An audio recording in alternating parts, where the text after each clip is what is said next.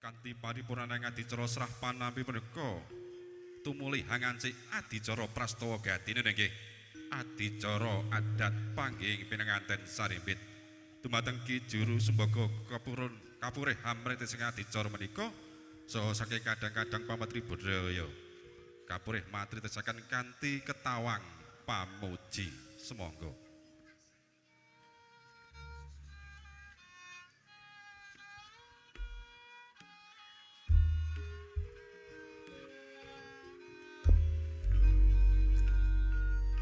Pinanganten kekalih sampun apagut ingkang tumuli kumlawe astane samya abebalangan gantal. Kinangga pralambang mujudane Syekh Kasrena Jati pinanganten sarimbit. Pindane suruh dinudu beda lumah lawan kurepe lamun ginigit padha rasane. Ngancik adicara salajengipun pidak Onang Antiga pinanganten Putri Anjengko Sarwi Semombah padha kang garwa jumangkah tumapak ing padha pecah sak nalika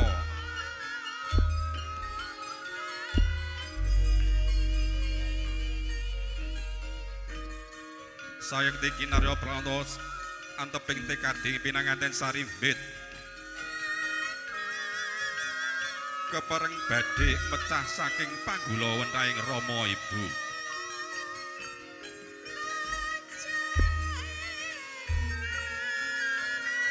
Pinanganten Putri Daya-daya amiji isam parinipun ingkang Raka garwa.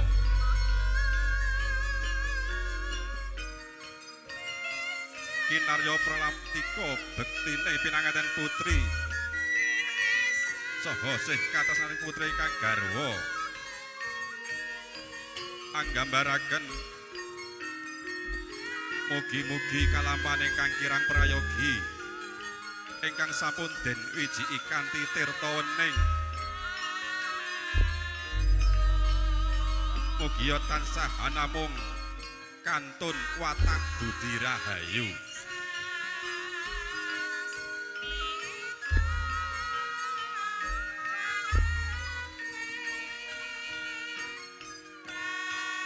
Amiji isamaran ingkang Raka garwa kinarya pralantika prastanipun pinanganten Putri Mayangkang garwa saha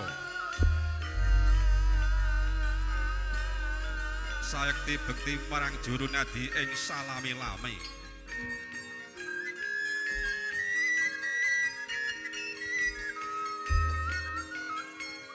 Ing pangajap mugia watak ingkang kirang sae palaman ingkang prayogi musna sirna kadya dene reregetan ingkang sampun den wijiki ingkang garwa nggih pinanganten putri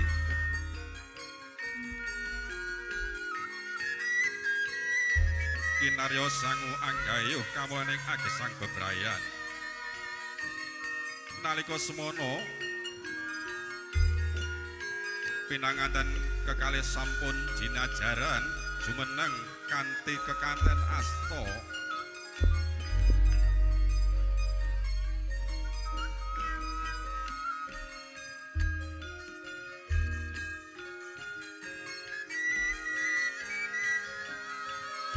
pinanganten putri ngaten sugeng pangabekti dumateng ingkang garwa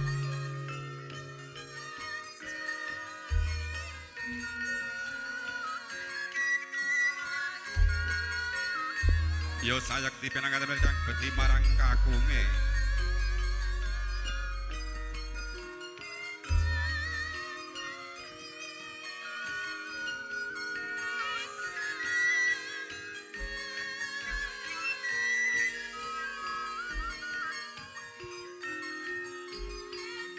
kembar mayangkang dening para dumuas catur cacahe wanita ingkang sulistya ing warna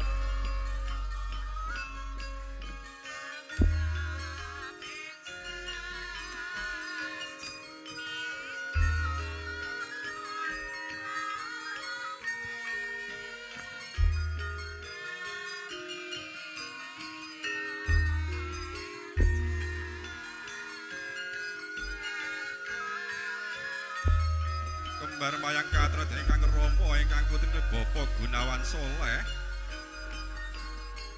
sampun biya katami dene sanggan ugi katurake dening Kadang Besan Sutrisna nggih Bapa Surasa Nur Wibawa.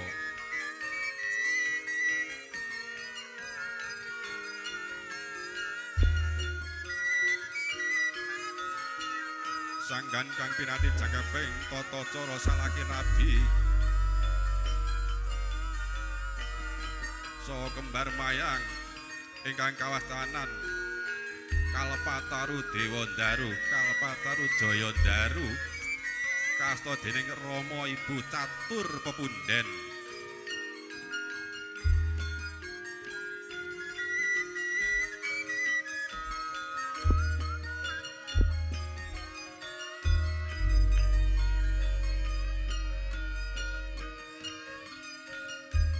Ingkang Rama samya jumangkah sanggan ugi kembar mayang tinemu ing antawis pinanganten Saribit.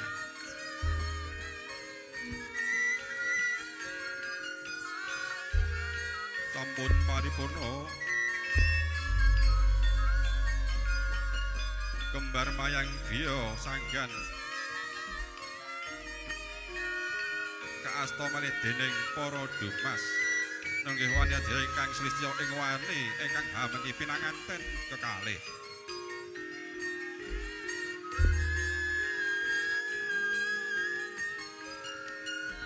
Ingkang ing mangke salajengipun badhe kateraken saha tinancep wonten ing sakorining pawayahan menika.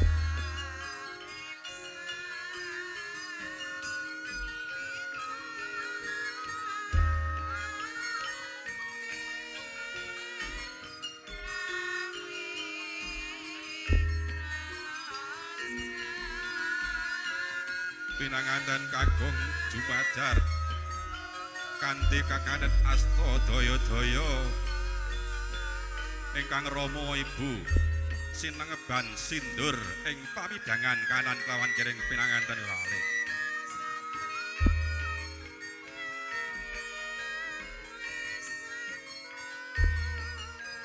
Punapa ta werdine nggih lumaksana pinanganten kalih tansah sineban ing sindur. Nenenggih anggambaraken bilih pinanganten Saribit anggenipun bebrayan agung tansah tinuntun rih darmaning kautaman saha tinangsul dening rih darmaning paugeran anut satataning agami ingkang rinasuk. Pinanganten Saribit lon-lonan jumangkah tunuju ugian kang tinuju nenggih dampar pinasri kadherekaken Rama Ibu nenggih Bapa Gunawan Soleh dalah Ibu Kistia.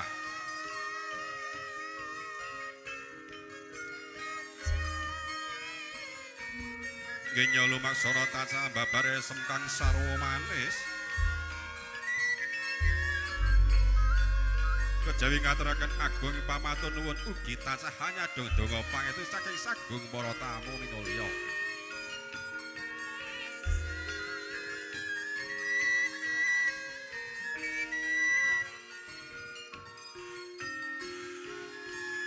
Andinasa wis dumugi ugian kang tinuju iya Adi Sasana Agung Dampar Panasri.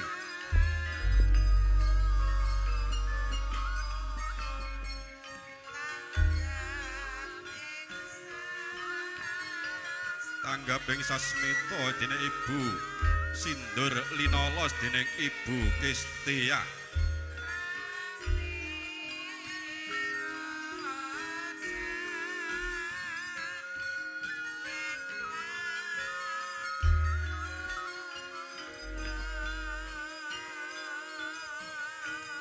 Angancik adicara salajengipun kuwi bobot timbang ingkang Rama nggih Bapa Gunawan Soleh sampun lenggah ing Dampar Penasri. Ingkang salajengipun pinanganten kalih pinangku dening Rama dene penganten kakung wonten ing sak sisih tengen, dene pinanganten putri wonten ing sisih kiringipun. Kawijil atur saking ingkang garwa ingkang ibu dhateng garwanipun Bapak Gunawan. Awrat pundi bapakne? Abot pundi bapakne? Kanthi aris wicaksana niki Bapak Gunawan Coleh paring wangsulan padha abote.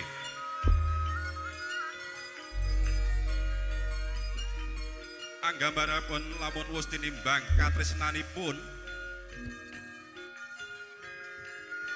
saha boten nanten emban cindhe emban siladan ananging kekalihira tasah ringkuh kadya putra pribadi.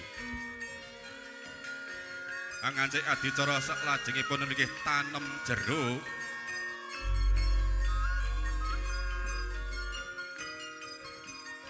liripun pinganten sarimbut lenggah ing dampar pinasri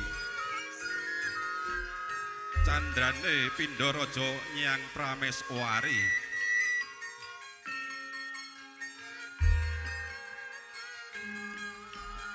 Kinarya anggambaraken bilih wiwit mangsa menika pinanganten sarambit sampun uwal saking panggulawening Rama Ibu arsa madeg mandiring pribadi arsa lumban ing madaning agesang bebrayan agung. Tanggaping sasmita ingkang Rama Ibu hamapak kadang besan sutresna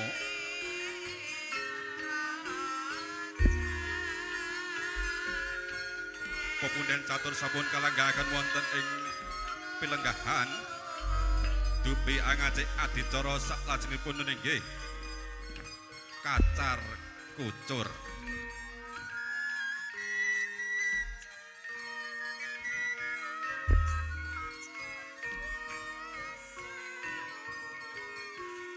Upacara menika mrambangaken bilih ingkang garwa gadahi kewajiban paring kas guna kas kaya dumateng ingkang putri. Sedaya asil saking pakaryanipun kedah kaaturaken dening ingkang garwa datan wonten ingkang kasingedan. Tanggaping sasmita pinanganten putri hanampi peparingipun ingkang garwa kanthi sindur kanthi nastiti gemati gemi ngati-ati den cakake kanthi permati mulih raharjaning kulawarga.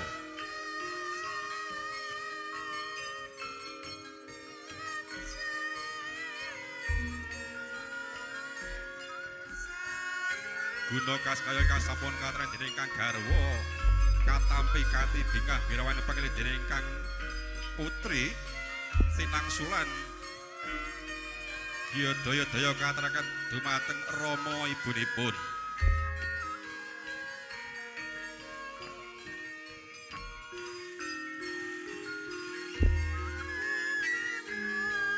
Bilih sedaya pakasil pakaryan saking ingkang garwa ingkang sampun kateraken ingkang sampun tinampi dening garwanipun ingkang salebun katur dumateng Rama ibunipun.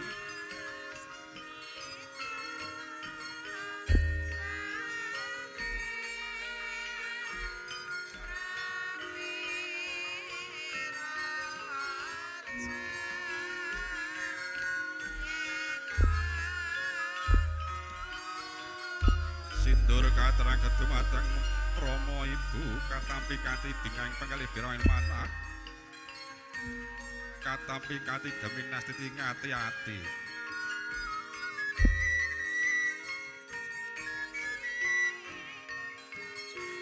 Paripurna tata upacara kacar kucur angancik adicara salajengipun.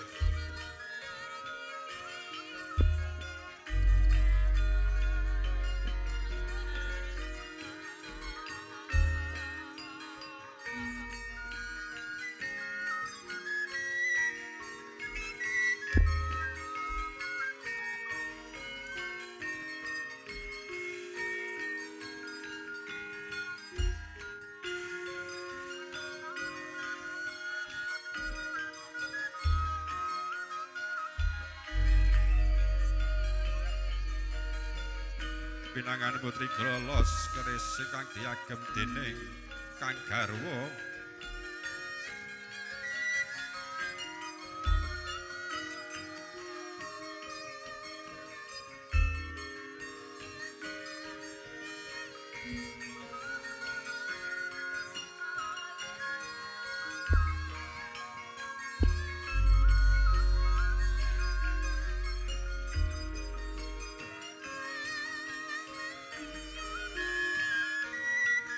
pinanganten kelit rasakan nasta ngening cipta tumuli arsa sungkem yang catur pepunden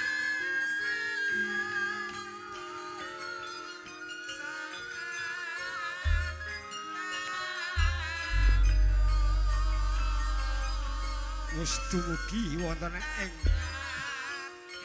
tumapahe upacara sungkeman putra temanten Mas Bagus Andika Dimas Gamara Dalaran Diahayu Rinta Fabilia sinungkem dening Rama Gunawan Rama nyuwun tambahing berkah donga dan pamuji anggen kula lumebet wonten ing madyaning Brayan Agung ing Semangke tansah benaringan rahayu Yono Basuki Rama iya nduk ler sliramu wong bagus aku jejering wong tuwa ora bakal nglerwakake marang sliramu siang patrone latre dancah hanuwun meminta sih wilasane Gusti Kang Maha Kawasa murih sliramu lumebet ana ing madyaning bebrayan agung bisa bejo donya bejo akhir ing Semangke nduk lan sliramu ngger wong bagus kinanti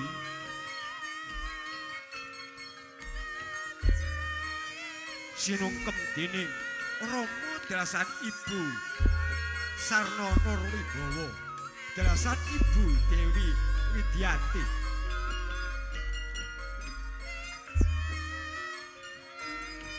ingkang sampun pratitesaken dening Ibu Sumbaga kanthi cukat trampil trengginas menggaing adicara sungkeman tansah meminta sih wilasan Gusti Kang Murbengkrat Gusti Kang Maha Kawasa Gusti Kang Maha Agung sakdenging bawana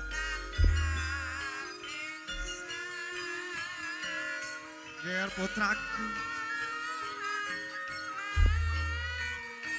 yen sliramu mengko wis lumebana ing madyaning Brayan Anyar isa lahmu nata pikiran nata ing Semangke bisa kanggo tepa lan palupi para sanak lan kadangmu ngger putraku cah bagus lan sliramu ngger cahayu ginantemening sungkeman dening Ibu Sarna Nurwibawa dalasan Ibu Dewi Widianti ingkang dipun pratitesaken dening Ibu Juru Sumbaga sinungkem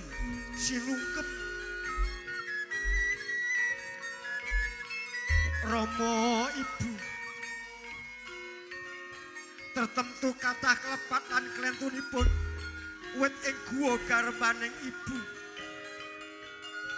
ngantos akhir dewasa punika ingkang boten angir-angir menggah subran sito dateng jengandika Rama Ibu kula sakmenika sampun kawengku tuwin ingkang sampun amengkoni nun injih ingkang dados gegandalan kula memani ing Sajroning wardaya nun inggih Diahayu Rinta Febila Atmaja Putra putrinipun Bapa Gunawan Saleh dasan Ibu Kestiyah Rama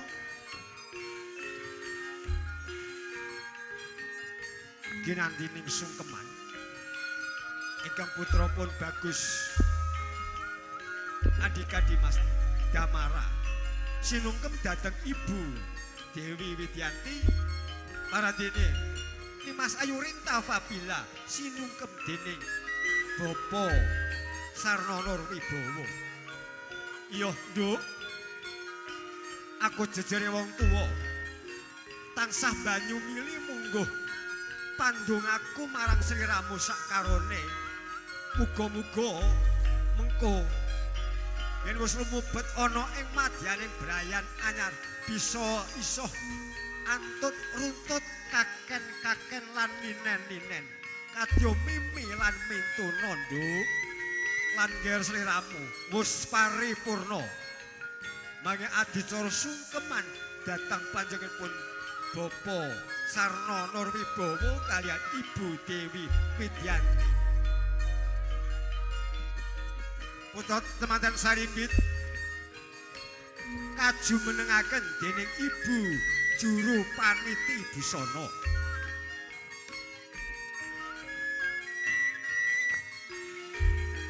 Praditesaken lenggah wonten ing kursi pinajang ya ing kursi pinasri.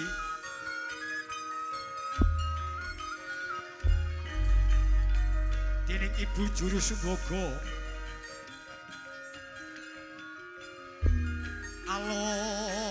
Alon genyok Praniti Busana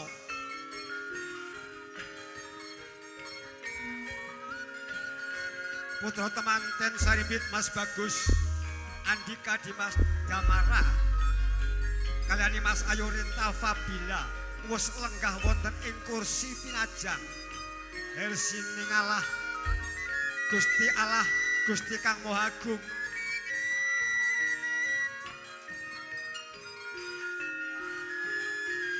dening Ibu Juru Sumbaga ing saperlu angadani menggah adicara dulang dinulang wontenipun sekol ingkang arupa kuning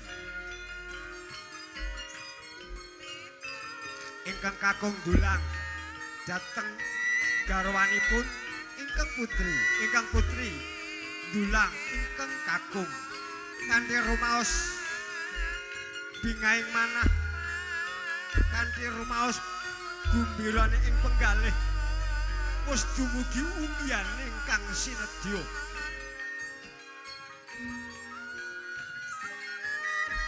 pangraos ing sekul ingkang arupa kuning punika pratandha guyub lan rukunipun ing semangkeh lumebet wonten ing madyaning bebrayan anyar wis paripurna adicara dulang dinulang ing sekul ginantine caos unjukan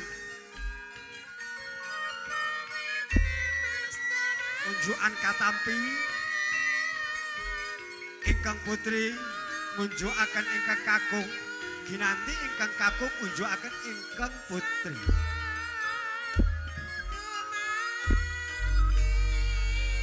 kanthi rumaos seger sajroning wardaya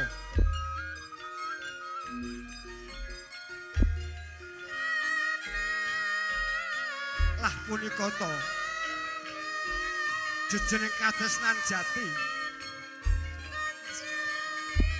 jumbuhaken kalian kapitadosanipun katresnan semanten ageng katresnanipun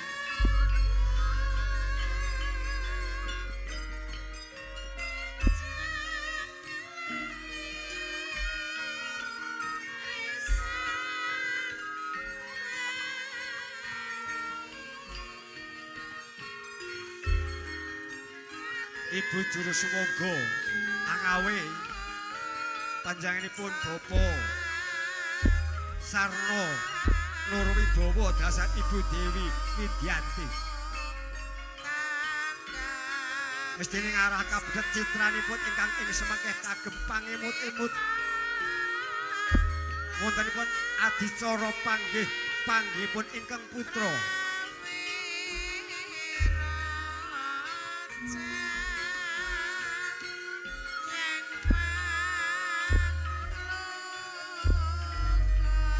Tasih rarah ririh ruruh ungeling gending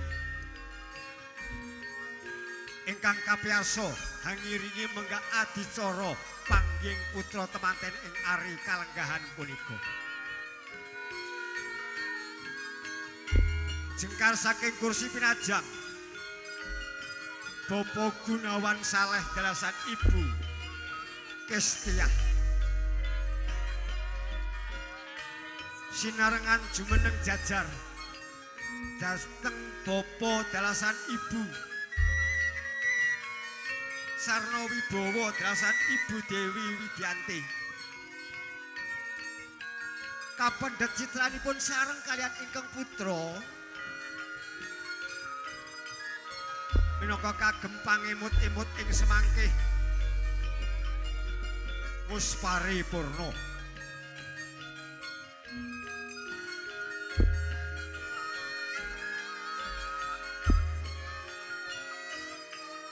Lumajuning adicara putra temanten putri ngagem Sekar dening Ibu Juru Sumbaga kanthi cukat trampil trengginas dening Juru Pamethik Citra.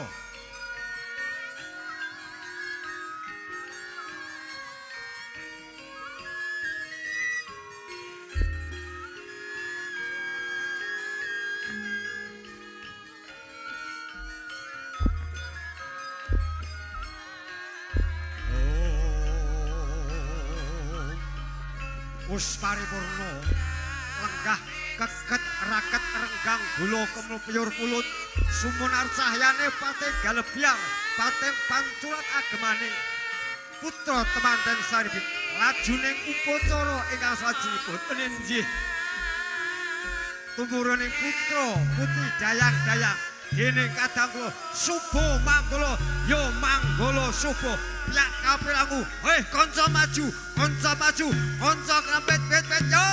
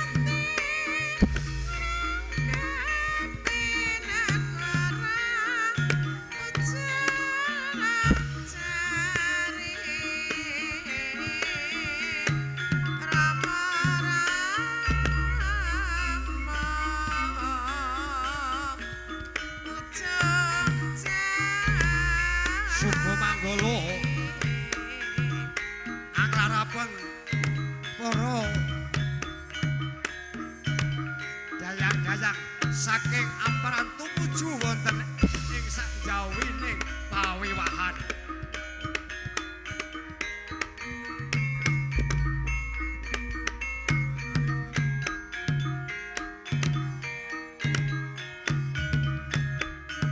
Sinusulan dening para kadang-kadang pramalwadi kalusun semata ing diri sawe gati kanthi jawat asta dene keluarga agung ingkang hamengku karya sarimbit karma dumateng bapa dasan putra temanten kula suwun jumeneng.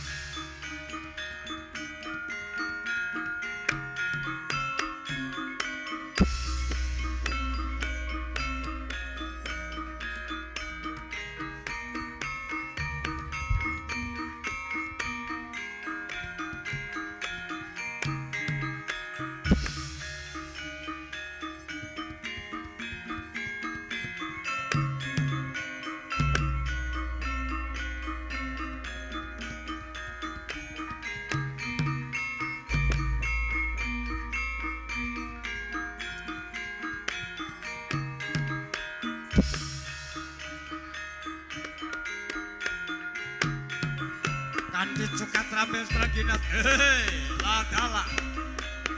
Hoi.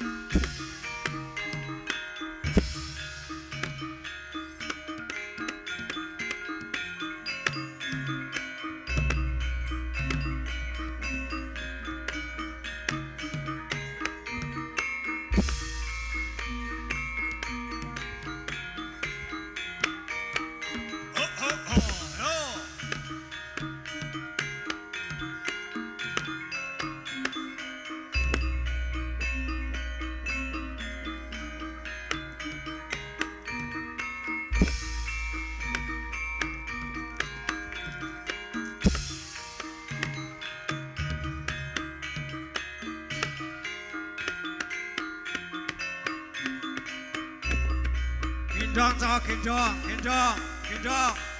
Oh, saya siji dipanggul. Yo. Oh, tepuk tangan deh.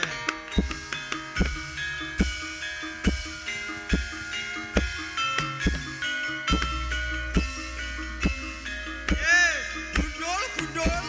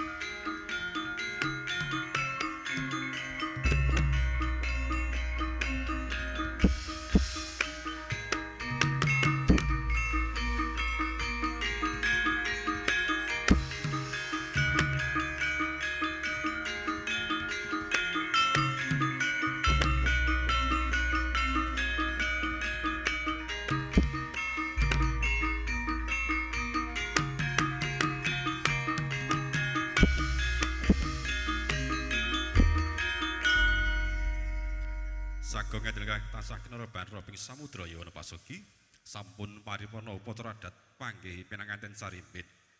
Saderengipun kula dherekaken ngancik adicara saklajengipun saking paripun keluarga ingkang hamgati keparang-paring atur pasugatan lan mbok bilih ing mangke ngarsa panjenengan sampun hanampi pasugatan ingkang sampun katuraken saking kadang muda pramuladi mugi wonten keparengipun kersa hangrehapi kanthi ecos geta kanthi mardikaning penggalih.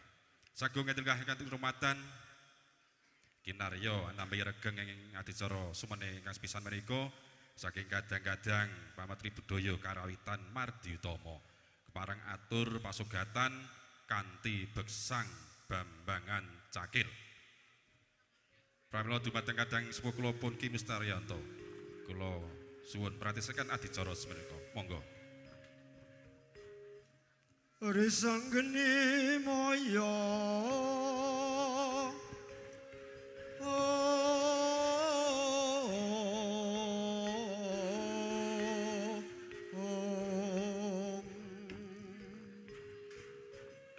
Tinon mijil saking pangkeranan tumuju wonten ing madyaning pawiwahan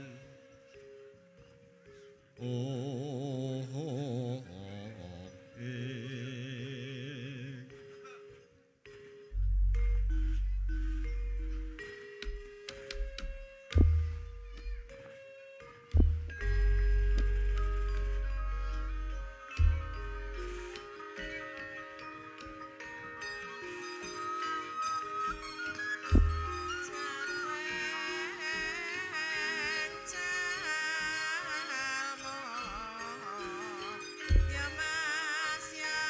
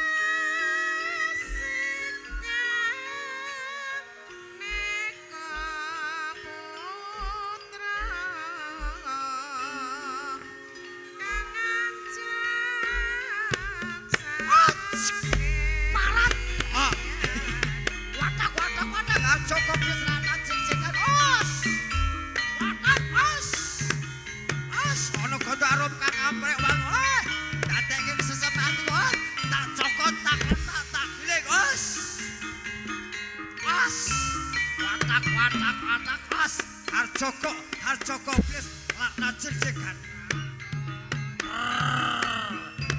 AS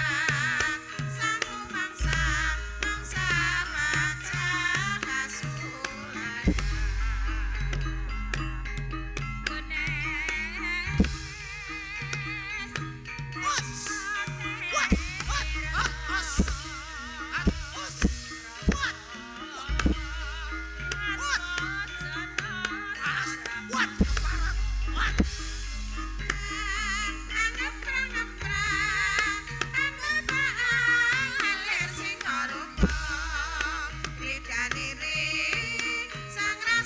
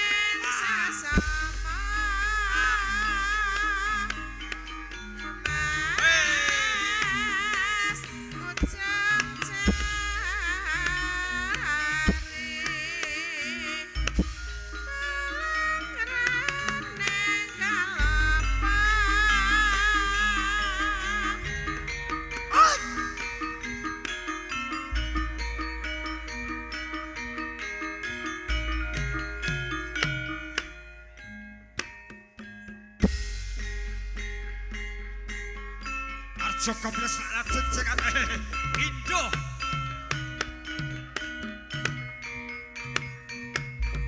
Agus.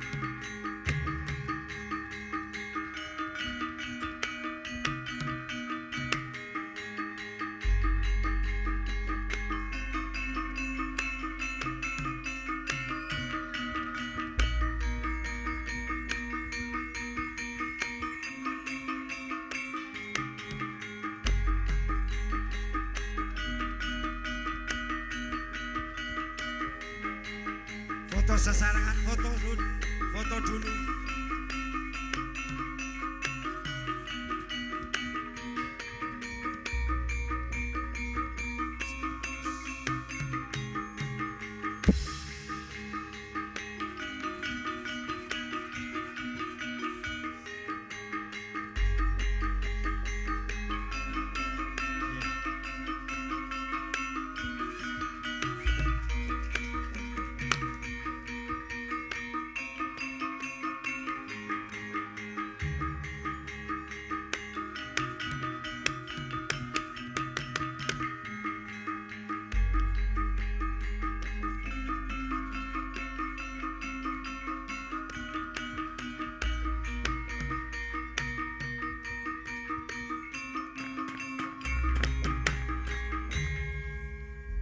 Matur nuwun, mekaten kula beksan Bambang Cakil ingkang sampun kateraken saking kadang-kadang Sanggar Marditama.